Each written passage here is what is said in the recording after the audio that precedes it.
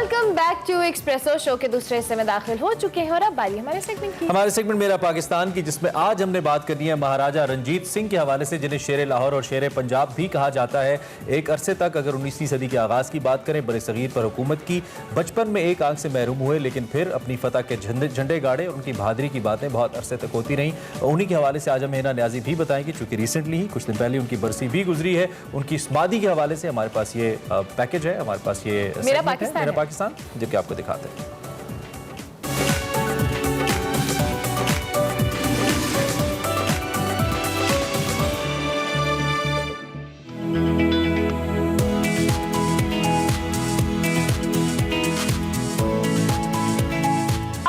नाज़रीन, मैं हूं हिना न्याजी और आप लोग देख रहे हैं मेरा पाकिस्तान। नाज़रीन, आज मेरा पाकिस्तान में मैं उस जगह मौजूद हूं जहां पेशावर से कश्मीर अपनी हुक्मरानी का सिक्का जमाने वाले, शेर पंजाब का लक़ब पाने वाले महाराजा रंजीत सिंह की समाधि मौजूद है। तो आइए चल के करते हैं इस खूबसूरत जगह की ज़ियारत।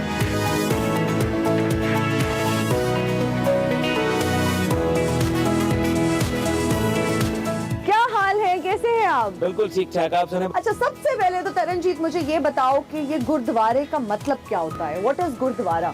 गुरुद्वारा मीन्स गुरु का द्वार, यानी रब का ऐसा द्वार जहाँ से भूखे को खाना मिले, बेसहारा को यहाँ सहारा मिले और जिसने इबादत करनी है बगैर किसी मजहब, किसी जात के, फिरके के फर्क के, उसको इबादत के लिए इक्वल प्लेटफॉर्म प्रोवाइड किया जाए, इसके साथ खाना भी हो और मेडिकल फैसिलिटी। इस गुरुद्वारे की स्पेसिफिक हिस्ट्री क्या है? देखिए, यहाँ सिख मजहब के 5वें गुरु शहीद हुए थे, गुरु अर्जन देव जी महाराज, और फिर उस शहादत को देखते हुए कि एक प्रोमिनेंट प्लेस बनना था सिख कौम का, तो महाराजा रंजीत सिंह ने 3 साल की मेहनत के बाद रावी दरिया मोड़ा। सरप्राइजिंगली यहाँ पहले रावी दरिया बहता था, यानी किले की दीवार के साथ साथ और आगे ऑनवर्ड, तो यहाँ से रावी दरिया मोड़ा और इस गुरुद्वारे को महफूज किया। चूंकि गुरु अर्जन देव जी महाराज उस जमाने में शहीद हुए थे, तो शहादत की जगह ही थी, जिसको डेरा इसलिए उसका डेरा है गुरु अर्जन देव जी महाराज का। सिख इसको गुरुद्वारा डेरा साहब के नाम से जानते हैं, पर पाकिस्तानी बुक्स और हिस्ट्री में इसको मणि रंजीत सिंह या महाराजा रंजीत सिंह की समाधि भी कहते हैं। महाराजा रंजीत सिंह को शेर पंजाब क्यों कहा जाता है? उनको शेर पंजाब इसलिए कहते हैं कि उन्होंने लैंड रिफॉर्म्स इंट्रोड्यूस किए, यानी इस खित्ते में रहने वाले हर बंदे के पास जमीन का टुकड़ा होना चाहिए। उसके बाद उन्होंने तबीब खाने बनाए कि हर शख्स को फ्री मेडिकल मिले। उसके बाद उन्होंने डिजिटल प्रिंटिंग इंट्रोड्यूस कराई कि एजुकेशन प्रमोट हो। चौथा, उन्होंने वेलफेयर स्टेट की बुनियाद रखी कि एक स्टेट की जिम्मेदारी है लोगों की खिदमत करना। और पांचवी बड़ी बात कि वो काम उन्होंने किए पंजाब के लिए, स्टेट के लिए, जो कोई ना कर सका, जैसे दरियाओं के नहर निकलवाना अर्ली एजेस में, इसी तरीके से लोअर कम्युनिटी को एम्पावर करना, मतलब वो बंदा जो एक टाइम की रोटी खाता था उसकी जिंदगी में 2 टाइम की रोटी ऐड की। फिर सबको साथ लेके गए। उनके जो प्राइम मिनिस्टर थे वो काजी फकीरुद्दीन एक मुसलमान थे, उनके 2 जनरल जो थे वो हिंदू थे, उनके 2 जनरल क्रिश्चियन थे, खुद वो सिख थे। तो एक इंटरफेथ हार्मनी की एक ऐसी फौज बनाई जिसने पंजाब को रूल भी किया और लोगों को टुगेदरनेस और टॉलरेंस, एक्सेप्टेंस और पीसफुल को एग्जिस्टेंस का मैसेज दिया। तो शेर पंजाब इन ब्रॉडर स्पेक्ट्रम बहादुरी तो थी, लेकिन साथ साथ अपने लोगों को वेलफेयर देना, उस पर्सपेक्टिव में उनको शेर पंजाब कहा जाता है। जबरदस्त।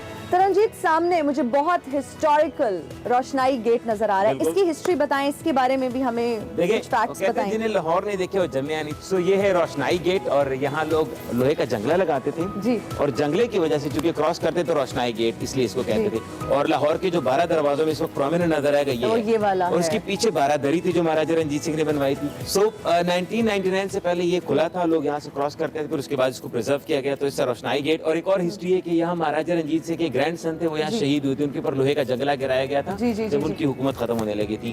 तरनजीत, ये आपके सिख कल्चर में या रिलीजन में आप लोग अपने गुरुद्वारे के बाहर मूर्तियां नहीं बनाते, यहाँ एक मूर्ति मुझे नजर आ रही है गुरुद्वारे के बाहर, इसकी क्या वजह है? अच्छा, पहली बात तो ये कि सिख वननेस ऑफ गॉड पे बिलीव करते हैं, एक अल्लाह को, एक परवरदिगार को मानते हैं, और हम बिलीव करते हैं कि इंसान ने मरने के बाद रब की तरफ जाना है, और एक चीज पे हम कॉम्प्रोमाइज नहीं करते, वो होता है अकीदा तौहीद। तो एक रब को मानते हैं। ये चूंकि गुरुद्वारे की बिल्डिंग नहीं थी, ये हिस्टोरिकल समाधि थी, तो समाधि के ऊपर चूंकि महाराजा रंजीत सिंह के एक जनरल थे ध्यान सिंह डोगरा, चूंकि हिंदू स्कूल ऑफ थॉट से थे, तो उन्होंने यादगारी तौर पे पिक्चर बनाई थी। अब चूंकि ये हिस्ट्री का सब्जेक्ट बन गया है तो इसको हम रिमूव नहीं कर सकते। अच्छा जी, अब मैं आपको लेके जाता हूँ लंगर। गुरुद्वारे में सबसे जरूरी चीज हम कहते हैं पंगत और संगत। संगत मीन्स रब की इबादत, संगत, और पंगत मीन्स पेट की इबादत। अच्छा, तो ये है गुरु का लंगर। यस, यानी वो लंगर जो गुरु का हो, सबके लिए हो। और जो लंगर होता है ना, दिस इज एक्चुअली गुरुद्वारे में बाबा गुरु नानक जी ने शुरू किया था। उनके फादर ने उनको 20 रुपीज दिए, ननकाना साहब से रुखसत किया जब जवान हुए कि कोई कारोबार करो, तो बाबा नानक ने उससे लंगर यानी राशन खरीदा और गरीबों में बांटा, उनको खिलाया। उस दिन से लेके आज तक दुनिया के हर कोने में तो गुरुद्वारा मिलेगा और हर गुरुद्वारे में आपको 3 टाइम का लंगर फ्री मिलेगा। हर अमीर गरीब बैठ के जमीन पे बैठ के खाना खाता है। अच्छा तरनजीत, अब आप हमें महाराजा रंजीत सिंह की समाधि भी दिखाएं। यस, तो महाराजा रंजीत सिंह का दौर हुकूमत 1799 से लेके 1839 तक 40 साल का रहा। और इस दौर की हुकूमत में उन्होंने पूरे पंजाब को फ्लरिश, और लाहौर के ये जो ग्रेटर इकबाल पार्क है, बिल्कुल बादशाही मस्जिद के संगम, एक तरफ आपको मीनार नजर आते हैं बादशाही मस्जिद के, और दूसरी तरफ महाराजा रंजीत सिंह की समाधि के। ये बड़ा खूबसूरत इंटरफेथ हार्मनी का पाकिस्तान का मैसेज भी देता है।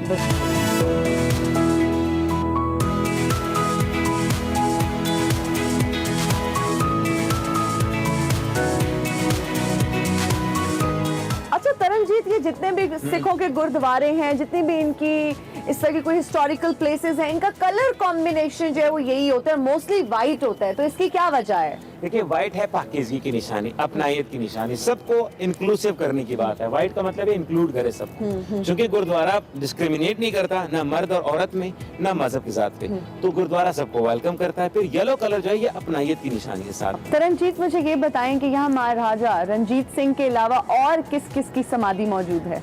अच्छा, महाराजा रंजीत सिंह चूंकि पंजाब के हुक्मरान थे और अकॉर्डिंग टू सिख फिलोसफी, क्योंकि हम हिंदुस्तान में जो लोग पैदा हुए सब कॉन्टिनेंट में, तो वो लोग जलाते हैं, तो समाधि महाराजा रंजीत सिंह की है। उनके बाद उनके बेटे की भी है, और इनकी जो लास्ट वाइफ थी महारानी जिंदा, उनका बेसिकली अंतिम संस्कार तो नेपाल में हुआ था, लेकिन उनकी जो ऐश ला के यहाँ किया गया because of the family rituals. तो ये महाराजा रंजीत सिंह की समाधि है।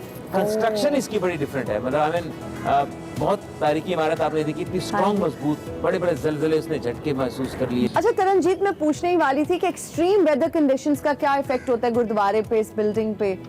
एक्चुअली ये बड़ी स्ट्रॉन्ग बनाई गई है, इसके पिलर बड़े मजबूत है, 1.5 मीटर की दीवारें चौड़ी है। तो ये जो कंस्ट्रक्शन है बड़ी डिफरेंट तरीके की इसकी की गई है। एक तो इसके अंदर हवादार है, बहुत ज़्यादा दरवाजे बनाए गए हैं, और दूसरा ये कि इसके अंदर इको है, मतलब आवाज़ भी आपको सुनाई देती है। प्लस ये बड़ा स्ट्रॉन्ग है, तो हमने जितने जलजले इफेक्ट्स आए इसने महफूज रखा इस इमारत को भी। प्लस इसके नीचे अभी भी रेजिडेंस की बिल्डिंग बनी है, रिहाइश के कमरे हैं इसके नीचे। जी जी बिल्कुल, मैंने वो देखे हैं। इसके अलावा इसके अंदर जो कमाल अंदर है वो ये कि ऊपर जो आपने देखा मुल्तानी शीशाकारी की गई है। तो मुल्तान जो टॉप ऑफ द लाइन लोग थे जो शीशाकारी करते थे, उस शीशाकारी का मतलब ये था कि रोशनी थोड़ी हो तो ज्यादा नजर आए। और सोने का कुछ काम भी किया गया है। गोल्डन एम्ब्रॉयडरी जो है ना, वो चारों साइड पे सोने की कढ़ाई की गई गोल्डन एम्ब्रॉयडरी, और अनटच है फ्रॉम दैट टाइम, अभी तक किसी ने इसको टच नहीं किया। अच्छा, रेस्टोर या प्रिजर्व नहीं किया उस तरह से? गोल्ड को जब बार बार रिपॉलिश करते तो उसके ओरिजिनल कलर खत्म हो जाते, तो उसी तरह से चारों कोनों में, इस समाधि के चारों कोनों में गोल्डन एम्ब्रॉयडरी की गई है। अच्छा तरनजीत सिंह, ये जो अंदर समाधि की छत है, अगर उसको देखा जाए तो शीश महल से मिलती जुलती है, उसके बारे में भी कुछ बताएं। शीश महल से याद है कि शीश महल तो शाहजहां के दौर में बना, लेकिन महाराजा रंजीत सिंह ने जो अपना वक्त गुजारा लाहौर में, तो शाही किले में शीश महल में गुजारा। अब ये शीश महल उस जमाने में एक फेवरेट टर्म हुआ करता था। उसकी वजह ये थी कि जो भी जगह बने उसका इंटीरियर ग्लासी हो, ताकि रोशनी एक दिया जलाया जाए और रोशनी ज्यादा हो। तो ना तो इलेक्ट्रिसिटी थी और ना तो साउंड सिस्टम था, तो ये दो चीजों को लोग नेचर से क्लोज करते थे, ऐसी चीजें वो बना देते थे, ऐसा स्ट्रक्चर बनाते थे कि वो आवाज भी जो है उसको भी एको हो, क्रॉस वेंटिलेशन भी बहुत अच्छी हो, लाइट भी जो है वो बड़े कि वो जलाए। तो इसलिए अंदर मुल्तानी शीशाकारी, यानी मुल्तान को शीशा बड़ा मशहूर था, उसका काम किया गया, और अभी तक तकरीबन ऑलमोस्ट 200 साल हो गए, लेकिन अभी तक उस शीशे के अंदर रिफ्लेक्शन आपको नजर आया। बिल्कुल, जब मैंने अंदर देखा तो ऐसा लग रहा था as if it's new. Yes. अच्छा तरनजीत, मुझे ये बताओ कि महाराजा रंजीत सिंह ने ईस्ट इंडिया कंपनी के साथ कैसे बना के रखी? देखिए, ईस्ट इंडिया कंपनी ने तो पूरा कैप्चर करना था, और उनके लिए भी जो सोने की चिड़िया कहा जाता है उसमें से पंजाब था।